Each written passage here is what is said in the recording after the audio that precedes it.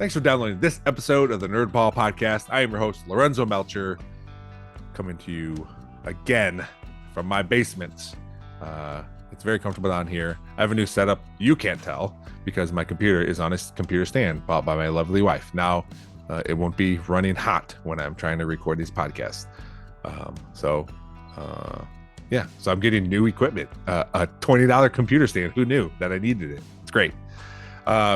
Thanks to all of you for always liking, sharing, subscribing, downloading to the podcast. We're almost to 150 YouTube subscribers. I don't like telling my kids that because they make fun of me. But hey, we're almost there. If you're listening to this and haven't subscribed, just go hit that bell. Subscribe. It doesn't do anything for you besides getting a notification, but it helps me tremendously and all of us over here at the Nerdball Podcast. Who is us? I don't know, but there's a lot of us that make this podcast work. Today's episode, pretty serious, but you really can't tell based on how we react to conversations. But there's a lot of suicide talk because that is what this person deals with: suicide, drug addiction, and helping people get through that, get through those times. So if you don't want anybody to hear such talk, maybe this isn't the episode to listen in front of a bunch of people. Throw your earbuds in, check it out. Let us know what you think. If you have good things to say or bad things to say, say them in the comments, and I will respond, hopefully. So again, thank you for always listening to this, and I hope you enjoy the episode. Thanks. My name is Heather Michelle Funk Palacios, and this is the Nerdball Podcast.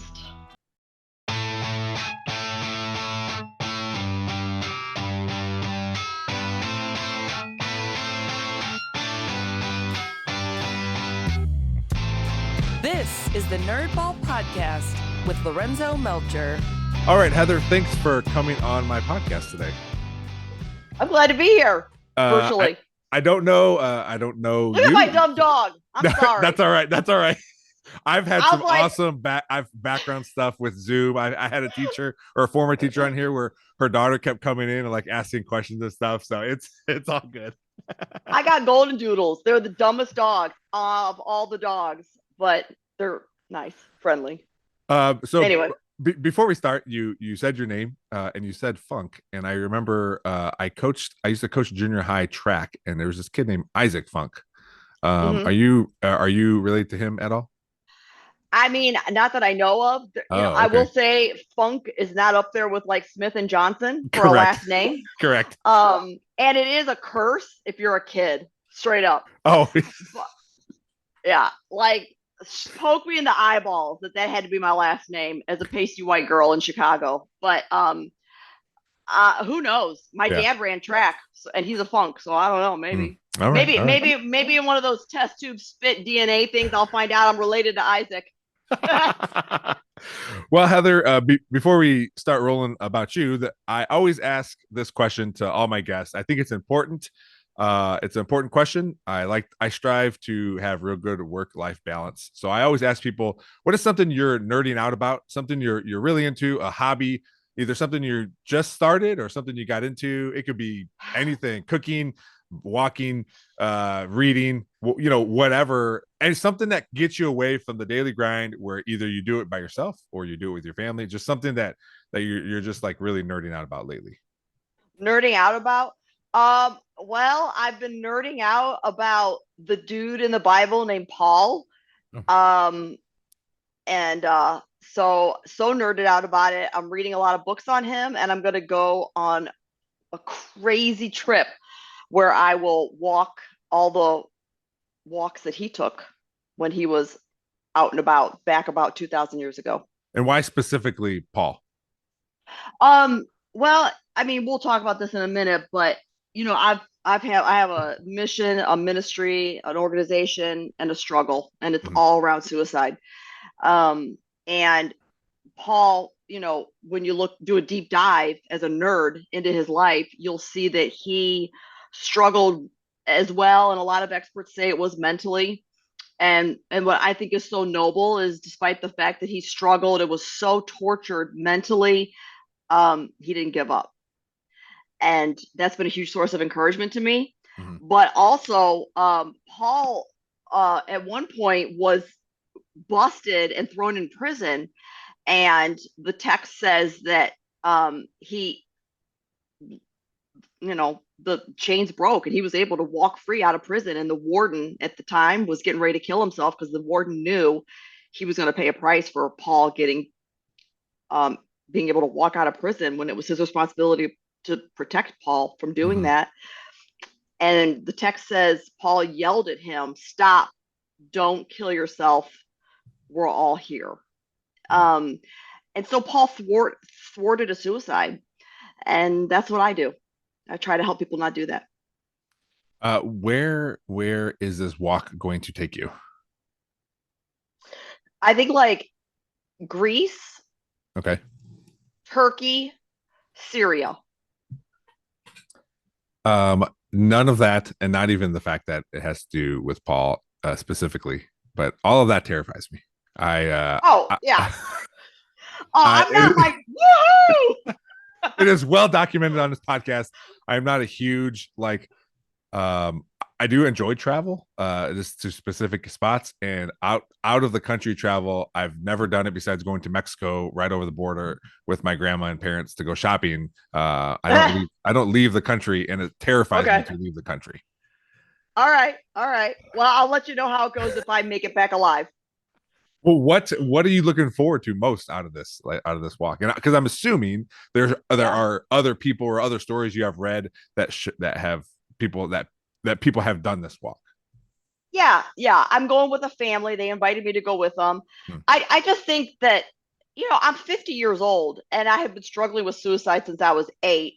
That's a long time. And I do at this point consider myself an expert on how to survive it in every stage of a person's life, barring the elderly years. I mean, I've struggled with it every stage of a person's life, and I'm still here. And I think it's going to be a treat to myself. Treat yourself, little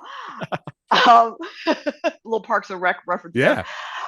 But I think it's, because I have made it this far so far with that struggle. I do want to go where Paul was and allow myself to kind of, walk in his shoes. That's cool, because it is like you said, you are doing this for yourself because you help so many people. Sometimes people lose sight of being able to do something good for themselves or nice, or getting something as simple as like, hey, I'm gonna go. I never eat a bagel. Because I'm always running late or whatever, or I'm trying to eat better. But here, I'm gonna eat a bagel today. Like real small things that just can make you feel better. And this is a big thing that you get to do this walk and go walk where Paul walked. I just ordered some sick walking shoes, man. They're like super dope. So I'm excited about that. I mean, I gotta have some fresh kicks. Yeah. If I'm gonna do this and my feet are gonna be in Instagrams, they're gonna look good. How long is this walk? I don't know. I mean, it's 3 countries. I'm gonna be there like 16 days. Okay. If I don't fly out early, if I make it, I can see myself being like the first pansy to be like, "Yo, deuces, I'm out. Put me on the first class ticket back to Florida." But I think I'm gonna I think it's gonna be life changing. I really do. I've been studying this cat for so long. Now I get to go be where he was. I think I might be able to suck it up. So I think there may be times where you're like, "Hey, I'm out of here." But if you're doing it with other people, I feel like that will. It won't take much for you to be like, man, I don't know, and someone just be like, no, we got this, let's go, we got to go another mile and we're done for today or whatever. I think there's you're all in this group. I'm assuming you're all gonna at some point gonna want to quit, but the others will carry you along. Right. Kind of like Survivor. Survivor? Oh yeah. They want it when those pansies get on that show, which makes me mad because I'm like, millions of people have been trying out and you want to quit? Yeah. No, stick it out, buddy. But they talk each other into hanging in there. Yeah. Well, that's good that you're going, with people. Because that would be even more terrifying for me if like, hey, I'm doing this thing by myself. Oh no, I'm not that stupid. I'd be scared for you. Yeah. Oh no. All right. Well, good. I'm Um, sure hey, listen, for real. I'm sure my family would be like, oh, you're going by yourself? Great. Have a good time. Bye-bye. yeah. Because I drive them nuts. That's all right. I do want to make a note. This has nothing to do about anything, but you mentioned Parks and Rec, and people. There may be a handful of people that listen to this podcast when it was called the Nerdball Podcast, but it was something entirely different. It was me and my buddy, um, who started this podcast, and you talked before we started recording. We would talk sports and we would talk nerd culture, like TVs, movies, video games, that kind of stuff. And we would reference Parks and Rec a lot because it was our favorite No show. way. Yeah, so this is That's my 226 favorite. episodes later. Ah, Like we did about, I don't know, 30 some episodes of this other podcast, then we couldn't do it anymore, and I wanted to keep the name, so I thought oh I'd my bring it gosh. up. Yeah. Wait, all right, really quick sidebar, major Yeah, yeah. sidebar. I mean, Yeah. segues are overrated. Favorite episode? uh I, let's What are your see. favorites? I like anything when Ron is the main part of the episode. Yeah, I yeah, love Ron. yeah, I really liked when Andy was before Andy got the Marvel movies. I liked him yes, just because I yes, don't know. He was still a character either way, but something about him being a little pudgy made it more yeah. funny. Oh yeah. Um I don't know Oh yeah. favorite episode. I'm not sure, but I Oh, love that it, show and kills me. I work in That show Parks and Rec, kills so me. yeah, I work for the Toledo Metro Parks, so like I like Parks and Rec, obviously, so I like Yeah. it's just it's just such a good show. I think I've rewatched it 4 times. So When Ron gets off about his wife Karen, when he the things he says about her are so wrong but so funny. You know, yeah, my favorite episode, real quick though, I do like yeah, the hunting one where they go hunt the hunting and Ron gets shot in the head. yeah, Pants Queen, yeah. Pants King, bula bula.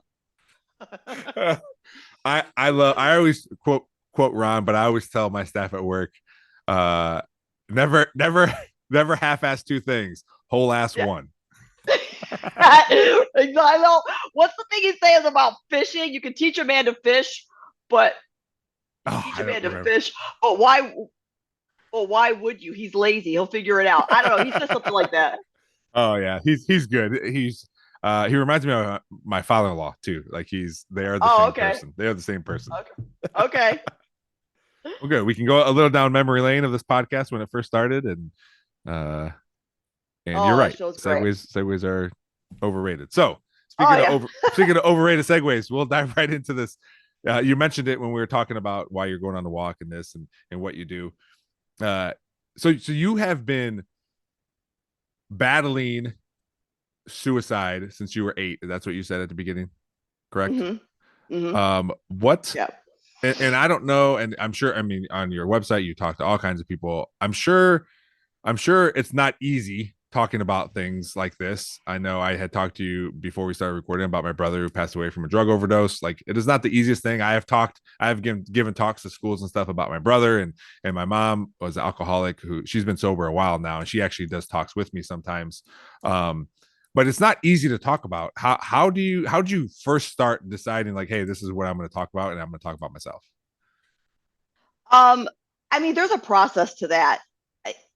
I have struggled with it for so long, but I think where I decided that I was going to share about it was when I had my worst attempt was actually as a pastor's wife. I'm married to a pastor, Mm-hmm. and so I'm definitely not in that category of somebody that you would think would be trying to take their life. Mm-hmm. And here I was, married to a pastor and found in a parking lot, completely inebriated,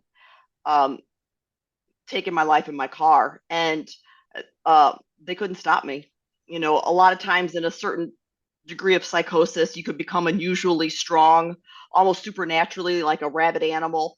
And that was the case here. I was able to continue taking my life while all the first responders were trying to stop me, which, after they rushed me to the hospital and treated my injuries, due to the violence that I had exhibited towards the first responders and myself, they were able to justify locking me up in a psych ward in isolation, by force.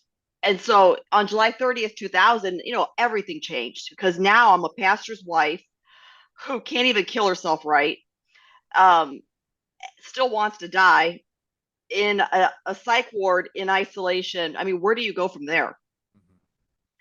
And I just had to kind of, that was just kind of like my point of reckoning. I was like, well, I can uh, let my scars be my bitterness, or I can let my scars be my witness. And I just decided then and there, God, if you get me out of here, I'm going to dedicate the rest of my life to help people not end up here. And that was 24 years ago. And so even though it's still my struggle, although I work hard, I take medicine, I follow all my rules. I have a list of rules and I follow all my rules to stay alive. It's still my struggle. Um, but I have stayed out of the psych ward, and God has helped me help others not end up there. What because you said you're not like your typical quote unquote person that tries to take their life. Where were you at that point where you're like, well, I guess this is it. This is I want to be done. Like, Yeah. what was going through your Yeah. mind? Well, I mean, so up to that point, I had danced with the devil of suicide as a child from being bullying, as a teenager from being bullied, as a college student from a guy that I was dating, as a young adult in my professional career, as a spouse, and had eluded death all those times, but still had tried, or had wanted to take my life. This time, I just couldn't reconcile being a pastor's wife. There's not a society or a club for people that are suicidal married to pastors. Mm-hmm. So it's a very lonely world, and I didn't think I belonged in it. And divorce, is touche when you're married. Yeah, yeah. Sorry, but you just like weren't good enough. Is that what you felt, or? Yeah, I mean, I was like, I knew I wanted to die, and I knew that that's not what pastors and pastors' wives do. Okay. And this was 24 years ago. There wasn't help, movements, organizations, TATs, agendas, coalitions, legislature. There was nothing 24 years ago. So not only was it relationally lonely and spiritually lonely, but culturally it was very lonely. That's not an excuse though to take your life, because look what God has done since then.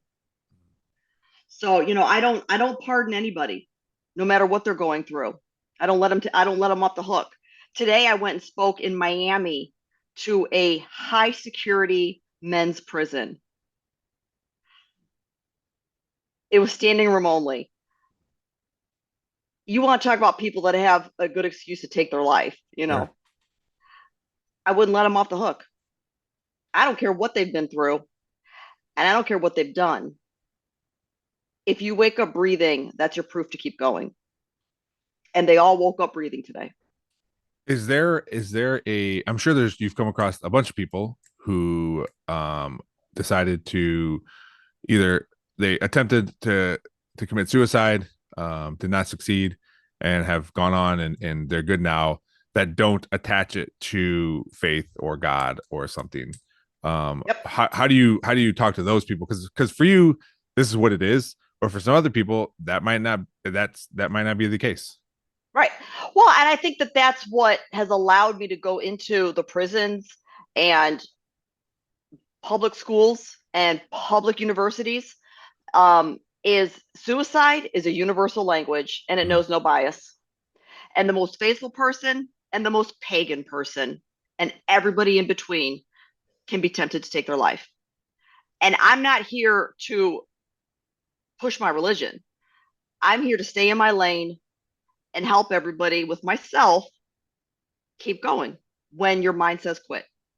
Yeah, because I would imagine that would push people away when you're like, well, this is why you're alive, and it's because God and all this stuff, and that's good to hear, because you're right, it is an all-encompassing thing. Suicide is. So you have to have an open mind to realize, like, okay, well, not everyone's going to be like me coming out of this and how I felt. Right. So we have to figure out ways on how to make this better for everybody. I'll tell you what, Sylvania, Ohio, not far from you, I would think. So Sylvania. Yep. Had a suicide, and they flew me up there and did a special assembly. They had all the high school students in the assembly, 1,700 kids. Um, and I shared my story, and they had me talk, and then we did anonymous Q&A.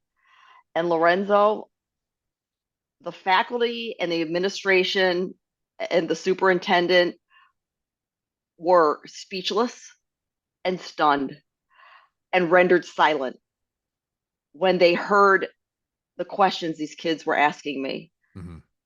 And what I am so appreciative of is that even though I'm a person of faith, the public school still gave me clearance to come in and talk about suicide, because we might have prevented another one by the simple fact that these students were able to get out these life or death haunting questions that they were keeping, within. So you give, sometimes people don't give, or I should say adults don't give kids or young adults enough credit to understand things. Now there's kids are kids still, but sometimes right, and sometimes but sometimes they surprise you, and they are becoming adults, and they have adult thoughts sometimes, and all these things come into play when you're in high school, let alone trying to just be a person. Growing up in high school is hard enough, but having all these questions and trying to figure out answers, and it's good to hear that, and I'm not their nagging parent, mm-hmm. and I'm not their peer that's going to tell them what they want to hear. I'm a person that understands what it's like to want to die, who's going to get back on a plane and just wants them to live. And so I think that I was able, by sharing my story, to foster a safe place with these kids. And by the fact that, whenever I do go and speak, I do anonymous Q&A, and I'm very, very firm about that. I don't negotiate on that, because people are not going to ask if you slap their name on it. I love that. And that is so cool that you do that, because you're right. If it's anonymous, you're going to get way more out of it. And somebody's thinking about taking their life, no matter where I go. Yeah. And I want them to be able to talk about it. We kill ourselves in the dark.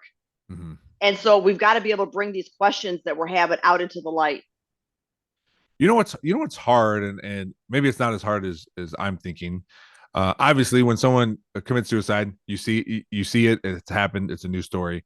But when you see someone that doesn't do it, like, I feel like there's like nothing there sometimes. And maybe for you there is more, because maybe you'll get an email or a letter saying, hey, this is where I was at, I feel better now after talking to you, or whatever. But it is, when people are saved from killing themselves, you don't know it sometimes. Right. They just don't do it. Right. I mean, that's why, an extension of my organization is, we send life boxes to people that have attempted, because I want them to know when they receive that life box that, number one, I want them to live. Mm-hmm. But number two, that this life box was curated for you, because you matter, and we love you, and we believe in you, and because you're alive, you can do great things. Can you explain those? Because I was on your website and looking at these life boxes, and there's a bunch of different kinds for, the sickness, loneliness, depression, suicide. And what was when you first created these, or what was it for when you were coming up with this idea? So during COVID, I was not able to do what I usually do. I do a lot of visits to people that are struggling in hospitals, psych wards, detox, juvie, what have you. And, those were all shut down. But yet people were still reaching out to me, and people were still dying. Mm-hmm. I was being inundated with people that were overdosing and taking their lives. And I felt so helpless. And so, my friend Julie said, why don't you start to ship these people what you normally would have taken them in person? And so out of my dining room, I started curating these life boxes to all these people and shipping it to them for free. And that became known as the life box. And in 3 years, we've done 16,000 to all 50 states, 14 countries. To that high school in Sylvania, we did 1,700 student life boxes. That's impressive. And to know that there's these people who you are a stranger to, these people that you're sending these to, and that that is a big thing too, to be like, hey, there's these strangers out there that care about me enough to send me this box, or send my loved ones this box, or send an entire school of these boxes. Yeah. Yeah.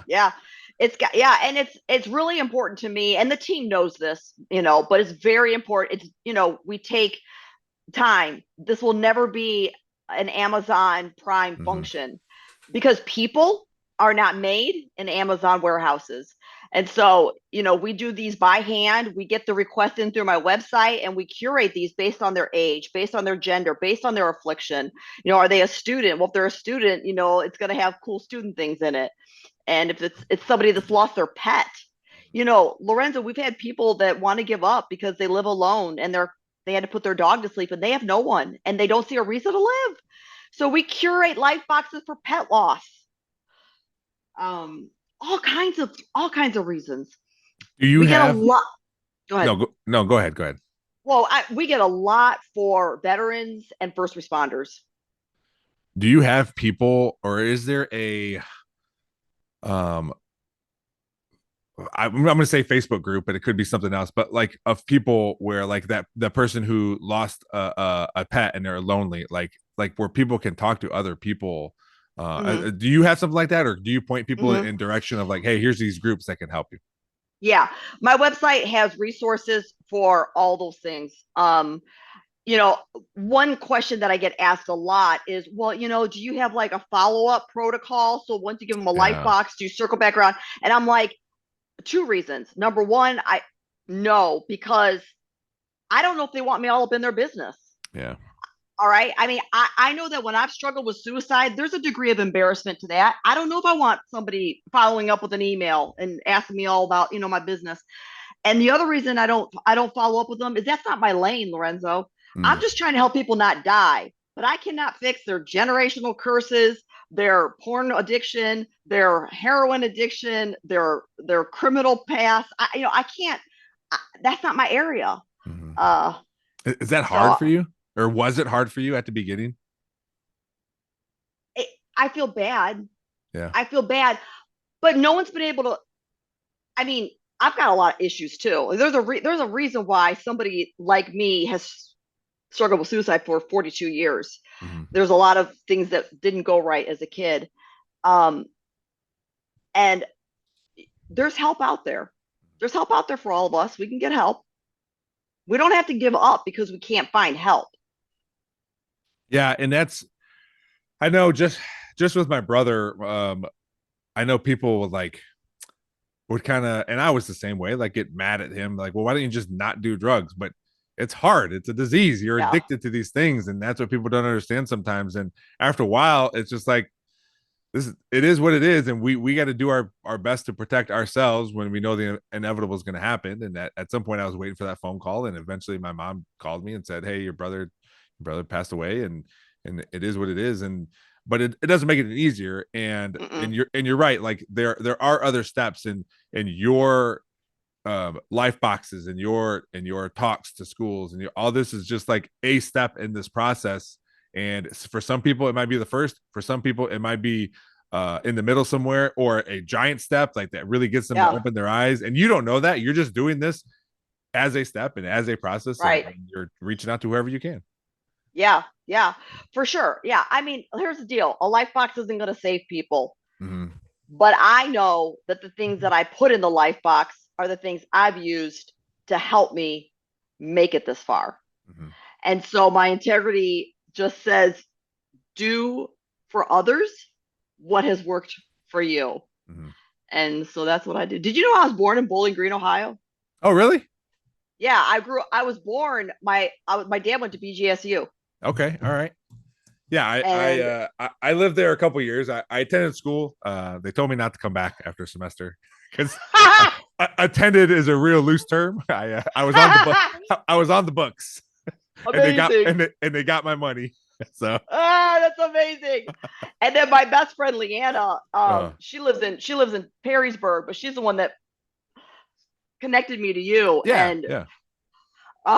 Construction workers are like the number one vocation for suicide right now. And so a whole bunch of contractors had an event up there in Toledo, and I came up and partnered with them, and we gave construction life boxes to like Ah. 500 construction workers in Toledo. So can you give an example of what are in these life boxes? Yeah. I mean, you can see it on my website, but Mhm. let's give me a person. Let's do a scenario. You give me an age, a gender, and an affliction. And I'll tell you what they'll get. Well, actually, what maybe when you said construction life box, I'm like, all right, well, what the hell's in that? Like, why is that? Yeah, Why yeah, is that? Why right. is that Okay, parceled okay. out into its own thing? Well, it is because those are the dudes. Those are the bros, man. And I can't be sending them no sissy box, with like bath soaps in it. Okay. So Um, what's in the construction life box? So the construction life box was very near and dear to my heart because my dad was, he was a hippie, lasted one semester at BG, much like yourself, and ended up just being a construction worker Mm-hmm. all of our lives. So, I picked his brain and my brother's brain. I was like, what would be cool and what would be like a laughable joke? And so, in there, there's a guide on PTSD. A lot of guys in construction will witness accidents or incur an accident themselves, and it's traumatic because it's painful, but they still have to go. They still got to go show up and grind, man. They don't Yeah. have the luxury of retiring early. So Mm-hmm. it'll have a resource on anxiety, which it's this resource they can actually keep in their glove compartment or they can put it in their wallet. But a lot of these guys got to be able to talk themselves off the ledge, and they don't want to do that publicly. So I equip them with something that they can keep in their car and help talk themselves off the ledge privately. It's called grounding techniques. It's very helpful. A Bible, a journal, a pen, and the pen is an actual um, oh dang, what's that tool called that kind of like helps things make sure they're not like Oh, a that, but level, like a level. yeah, the pen is a level. Oh, How nice. dope how dope's that, right? And then it's got like a measuring tape. Okay. That's a keychain. All How right. cool is All that, right. right? Yeah. All right. Yeah. And then the pine tree sniffy thing. I put the pine tree sniffy thing in there because construction trucks reek. Oh, they're terrible. Yeah. Oh yeah, and then we put in some puzzles, we put in some lifesavers, we put in a deck of cards because it's good to keep your mind off your mind when your mind is messed up. Mm. So the guys get a deck of cards, um, and a personal handwritten card from me and the team, and a stress ball and a wristband that says "Never give up," and I think probably a 988 suicide lifeline card. Okay. So, all right. So let's turn it and flip it around. What about if it's a 13-year-old girl Oh, who's getting bullied in junior high, and oh yeah. yeah, We get that a lot. yeah. Sad. It's sad. Oh, I'm sure. I went to Jamaica and spoke at 4 high schools because the cutting is so bad, it's so rampant Mm. there. And not just with the girls, with the guys. A lot of guys are cutting. Um, so 13-year-old female being bullied, she would get a resource on bullying, on what to do. She would get a devotional on why I'm awesome that she could read in her bedroom, put it beside her bed where her iPhone is, so that when Mm. she's done getting bullied, she's got a book that will lift her up. She'll get a teen Bible, she'll get a journal, she'll get a pen, but it will be like a cool pen. It'll be a pink pen that's got a bunch of glitter on it. And her journal will be a fuzzy journal, like a fuzzy journal that's pink, and she'll get gummy bears and she'll get a pop-it keychain so she can release some stress on the pop-it. Mm. She'll get a canister of Play-Doh. She'll get lip gloss that's got sparkle in it.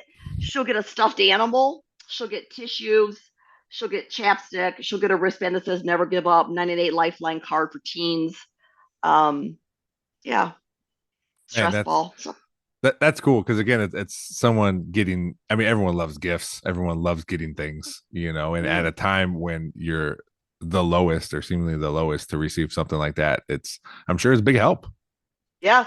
Yeah. And sometimes, of course there's pushback with the component of the Bible, and I've had to wrestle with that, because I'm not in this to proselytize my faith at all. Mm-hmm. But I'm not backing off from it, man. I mean, look at the numbers. We've done 16,000 in 3 years. Who else is doing this? And here's the thing, it's their prerogative what they do with it. They could wipe their butt with it, they could throw it in the trash, they could give it to somebody else. I don't care. The reason they're going to get it is because when I was 8 years old and I first wrote a suicide letter at 8 years old, I also had a Bible.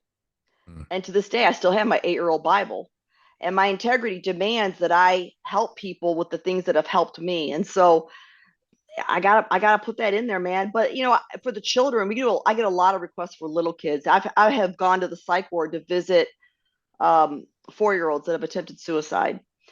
And so the life boxes for the 4-year-olds, they get a 4-year-old Bible. And I just won't back off from it. The other reason is because y'all are staying at hotels that got them in the nightstand. So shut the heck up. Shut the heck up. It's not like people are like, no, not staying at the Holiday Inn because they got a Bible in the drawer. I mean, who does that? Well, you're right. And somebody's putting it, and you put it in the box, they can do whatever, they can decide whatever they want to do. They don't have to look at it. Yeah. No. What does an 8-year-old put in a suicide letter? So, interesting factoid. You're the first person to ask me this. My mom was cleaning out their basement. They live in Crystal Lake, Illinois, and she found it. Really? I feel like as a parent, I would have thrown that away. Like, right? That just shows how messed up my family is. Oh, let's keep it. Oh, God. Let's keep it. Oh my God. But let's put it on the fridge with a magnet. We're so proud of her. Oh my gosh.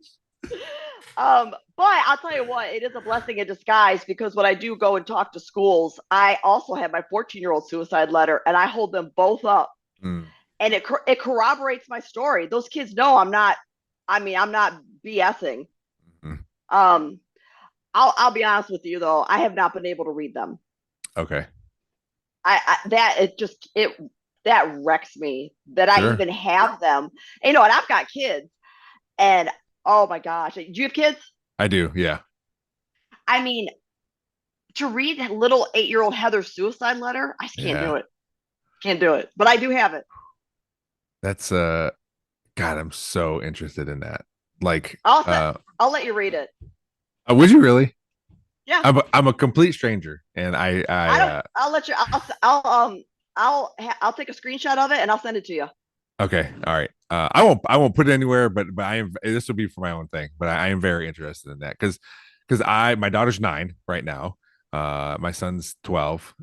And my son is a big dude. He was just like me. He's going to be bigger than most of the kids in his class, and we want him to be gentle, and he is, and to the point where it's almost like too much. Like hey, you're playing football now, you can be a little bit more meaner, but like right. But we want him to do that, and my daughter, we're trying to as much as we can, trying her to be like, hey, you have to stand up for yourself, and you gotta do this and do that, and to the point where it's almost too far that way, and she pushes back a lot, and it's very frustrating.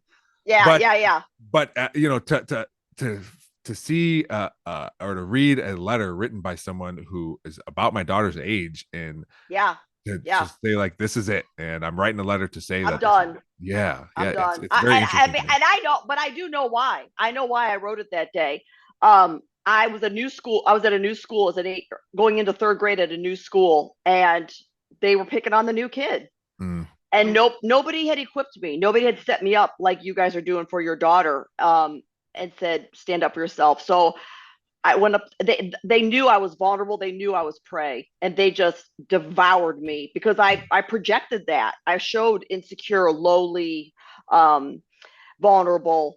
And I went to school one day, and my desk was missing in Mrs. Cousins' class. This was at Crim Elementary, Bowling Green. How you just remember? Yeah.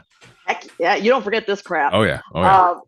And I looked, and all the kids were laughing, and so very awkwardly, sheepishly, I found my desk. It was in the corner of the classroom. They had moved it facing the corner, and I walked over so that I could move my desk back to where it was supposed to be in the center of the classroom, when I noticed a piece of notebook paper on top of it, and at the top it said, "Why we hate Heather Funk," and all the kids had signed a reason why they hated me. And it was petty reasons, because you guys are poor, because you don't have Nikes, because you don't wear iZods. And that was it. Thank me. And I didn't know how to live after that. Yeah, And so that's hard. I mean, it's hard to get that letter. It's hard being new. It's hard. I mean, I moved to a school when I was 14. I was a freshman. I moved to Perrysburg, and luckily for me, I followed my dad's advice and played football my freshman year and found friends before school started, because that's, making friends in any move is a yeah, difficult thing. You grow up with all these people, and then you're just moving away, or right. it's tough. Exactly. Yes. And then these new people in your school, seemingly you're like, hey, maybe these people will be my friends, and now they have this list of why they don't like you. Oh yeah. Yeah. It was brutal. Wow. It was brutal. And so, you know, the when I look back, and the thing is God has just given me this. I mean, it's bittersweet. I have an impeccable, detailed memory of of it all, Yeah. of it all, and and I'm glad, because I could sit down and talk to your daughter. I could sit down and I could talk to her, because I have not forgotten the details of struggling at 8 years old. Mm-hmm. You know, Well, that's so why people are calling you to go talk to all these yeah, people. You know. yeah. There's really only one season of life I really can't speak to, and that's being like a senior citizen. But every phase of a life, including a pandemic, Yeah. my scariest, regrettable encounter with suicide, unfortunately, was during 2020, and it's embarrassing to say that. I hate that, but it was. But I survived it, and now I know what it's like to survive a pandemic. Yeah. When you're already in that uh, zone, I guess the pandemic isn't going to help that. No. And I would Well, I imagine you mean, saw a rise in life boxes, possibly. Well, oh, that's when they were bana- created, right? Yeah. yeah, bananas. It Yeah. was crazy. It Yeah. was so I'm battling my own demons in this forced isolation, and I've got all these people coming to me, dude. I mean, right out of the cannon, I'll never forget.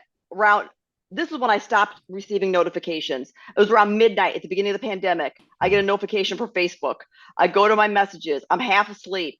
It's a picture, and I don't know if this is TMI. You might have to edit it out, of a pastor's wife in her bathroom with a noose.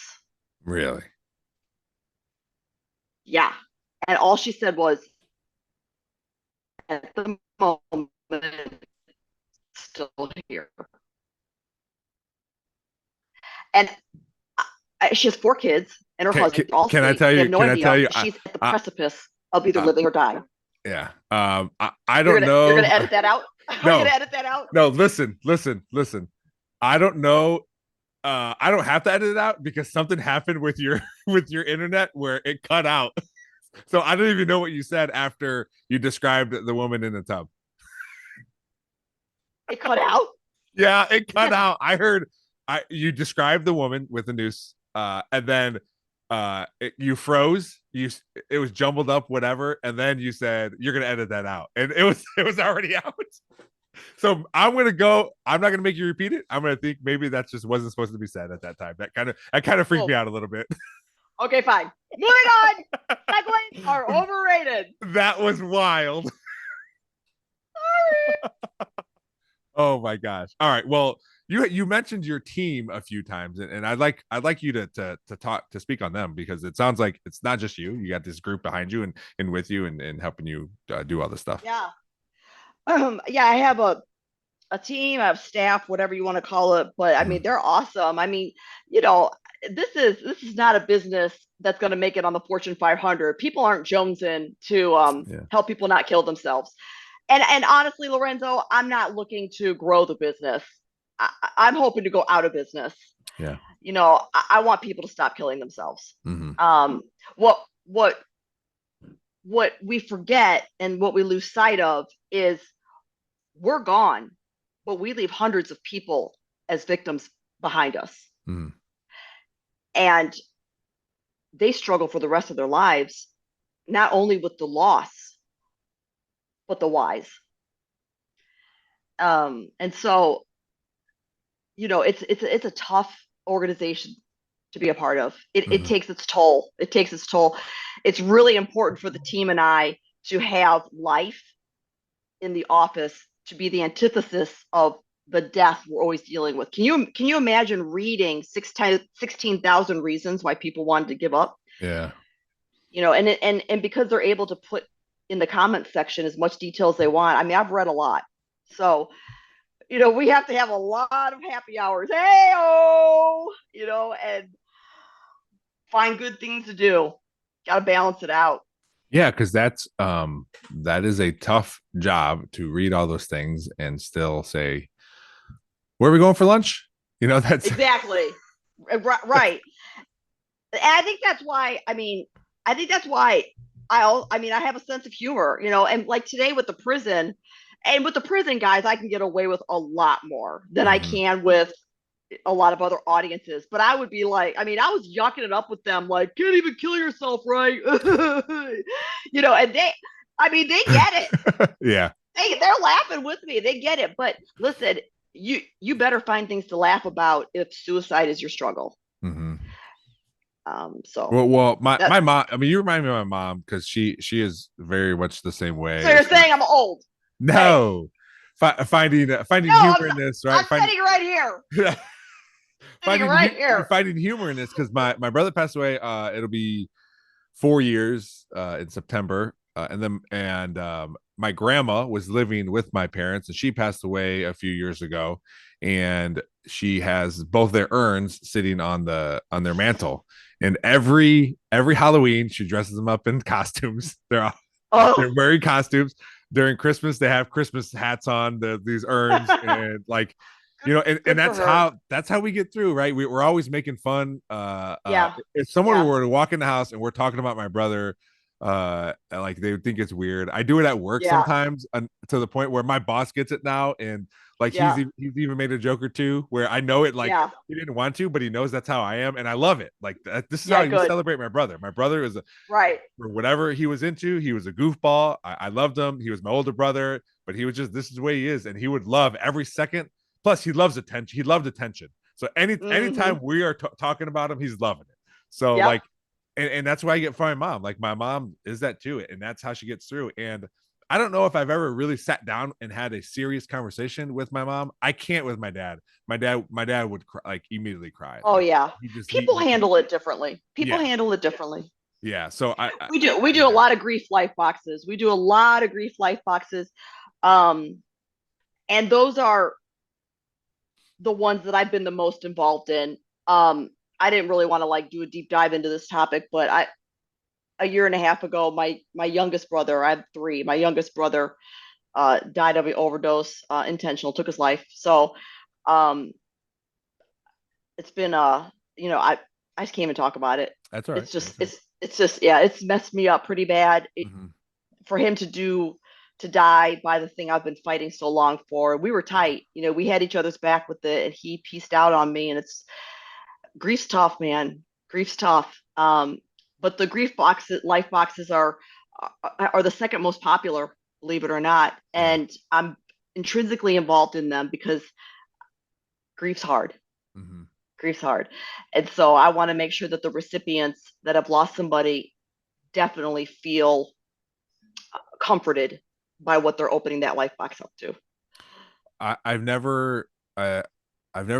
seen my dad cry a few times, and like even like the whole process of I had to do a lot of it because I wasn't going to make my parents do that stuff for their son, and so I was doing a lot of the stuff at the end, like talking to the funeral home and making arrangements, all that stuff, and finally like we do everything, we get set up, and we're done, and then my dad's like he starts crying and kind of walks in the garage, and I open the door. I said, Dad, you can cry in front of us, like it's okay, like we're all sad. And I don't know if it's just a machismo thing where you don't want to see that, but he's always been a little more emotional than your stereotypical Mexican dad. And is your mom a Latina?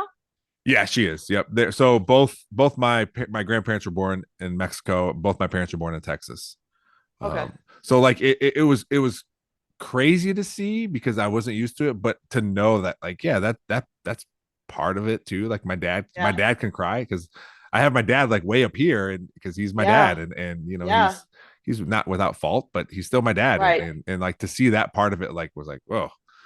Yeah. And I even went to my therapist and like I told her, I was like, I've never really cried about my brother, and I don't know what You that haven't? is. No, and What? she's like, I think part of Okay. it is maybe because you're mad, like not just mad because that he's gone, but also mad because there was a lot of things that I could be mad at myself because there was a time where I did not let him see my kid, you know, because Right. he Right. was into drugs and I didn't want that around, Right. and you know, Right. so I just even to this day there was never really like a just a weep session about my brother, Yeah. and maybe I could still hang that over his head, like, hey, you haven't got me yet, man. You know, Yeah. Right. Right. Right. Well, I don't know. I don't know. I mean, I'm not your therapist, Yeah, but yeah. I know that, my husband is a Cubano. He's, got major machismo, and his sister died, um, 4 years ago, and he was there and he couldn't save her. And, he doesn't cry about it. And here I am, I can't stop. Yeah. I mean, I broke down at the prison today in front of 250 men Yeah. talking about, my brother. So I think my husband telling me to not cry would be like me telling my husband he needs to cry. Yeah. And neither one of those would be right. Yeah. I tell you what I, really messed me up. What really messed me up I is got to when take my cold medicine. oh, you're right. When my brother died, you know, I was sad and I shed some tears and that kind of stuff. When my dog died too, I was a wreck Oh, when my no. dog, and No. that messed me up like in my brain. Like, Oh, this is my dog. I've known him for 13 years, almost yeah. 14. He died and I couldn't handle it. My wife and I were No. bawling and everything. And then I had to go to my therapist for that. I'm like, why is this like I'm bawling for my dog over here? And then my brother, who I've known for over 35 years, I'm sad. Like I'm broke. I wish Yeah. he was here, but Right. the reaction was different and it just messed my brain up a little bit. Well, I mean, like, how did she delineate between your different griefs with these? I don't remember. I don't Okay. remember. That's And so interesting. yeah, yeah, it's just I don't know. Maybe because this dog was in my life every day of my life. And my Yeah. brother, I kind of Yeah. cut him Yeah. out after a Right. while, you know. Right. So Well, yeah. and like you said earlier, to your point, you had to have boundaries with your brother. You have no boundaries with a dog. Yeah. Yeah. So, Dude, oh, that dude saw everything and was everywhere. So no, that's sad. yeah. But before we go, please tell us all the listeners about your website. I will put the website in the show notes too, so people can click on it, check it out. But Yeah, tell people how they can help and what they can do. sure. So it's wonderful.com. The name of my organization is Wonderful Incorporated, and it's spelled wonderful, but there's an H in there. So it's WONDHERFUL. It's trademarked, so don't try to steal it. I'll show up at your bedroom window. Um, and all you have to do is click on Lifebox and fill in the information. We will priority ship them anywhere to anyone going through anything for free. Um, they're priority shipped. I just incur that cost and beg for donations because time's of the essence when you're hurting. So every single one is priority shipped. You can request one anonymously. You can request one in honor of somebody. You can request one for your whole classroom. It doesn't matter. Your whole football team. Yeah. We honor every single request, and then we pray for donations on the side. Sure. And I will say it is very easy and seamless. And I don't know if you paid attention, but I was able to donate while we were talking. So You were. it is very easy to figure that out and to give some bucks to this website and to Oh my keep gosh! Thank you. keep this help going. So I think it's very important, and I'm glad we were put in contact with each other because this is awesome. You're awesome. You're very easy to talk to. I do like with topics like this, it is hard sometimes to talk about, and when you can have some humor to it, it makes it a little Yeah. it is a serious thing, but when you can make it as unserious as you can, it gives more people a chance to talk. Bula bula. Well, Heather, thanks again for coming on the podcast. Again, I will put your website in the show notes so people can click on it. Hopefully, you can get some donations. I would I would say hopefully you get some life boxes, but I don't want. I really don't want you to send those out because, like you said, I want you to go out of business too. So. Thank you. I want to go into the podcasting business after this. Hey, thank you for what you do. You're great, and you really need to take your show on the road. You need to get out of your mom's basement. You need to have. You're really a good interview. Oh well, thank you. You're good at this. You're really good. I would love to be paid to podcast. Until then, I will keep working at a park and do these on the side because this is a lot of fun. You're a lot of fun. And if you want to come back on, please come back on, or if you want to talk about anything in particular. So. Well, I want to come over to your house. I want to meet your wife and kids when I'm in Toledo. Oh, for sure. Yeah, that'd be great. Yeah, that'd be great. All right. Thank you. Thanks again to my guest, Heather Palacios, for coming on the podcast. And I really appreciate her coming on. It was someone I didn't know, complete stranger. So that it's always fun to dive into that kind of stuff. And check out her website, wonderful.com, WONDHERFUL.com, for all ways to help donate to her cause, and if you need to request a life box, it'd be a great place for that also, because they're the ones that have life boxes, apparently. Maybe, I don't know, I could have just made that up, but she's the only one I've ever talked to that has life boxes, so get them from her. But yeah, thanks to Heather for coming on. And it's, some of you may find it strange and weird how we talk about these subjects, and I just know when it's a topic like this, sometimes humor, sometimes you got to be able to laugh about stuff. Yes, there was serious conversations to be had, but not everything has to be super serious all the time, and there's that time and place for everything. So this might not have been your cup of tea as far as how we went about talking about it, but this is how we decide that we feel that we wanted to talk about it. So if you feel differently, you can definitely comment and we can have discussions about it. So again, thank you for downloading, sharing, subscribing to this podcast. Continue to please subscribe to the YouTube page. We're almost to 150. Let's reach that. Just hit that little bell. And the email, the nerdballpodcast@gmail.com. Send us a line over here at the Nerdball Podcast, and just search the Nerdball Podcast on all social medias. So as always, thanks to Real JP Multimedia, Cuttlefish Graphics, Big Daddy Graphics, and Perrysburg Junior High STEM Lab for always helping out the podcast. Thanks for listening. We'll see you next time.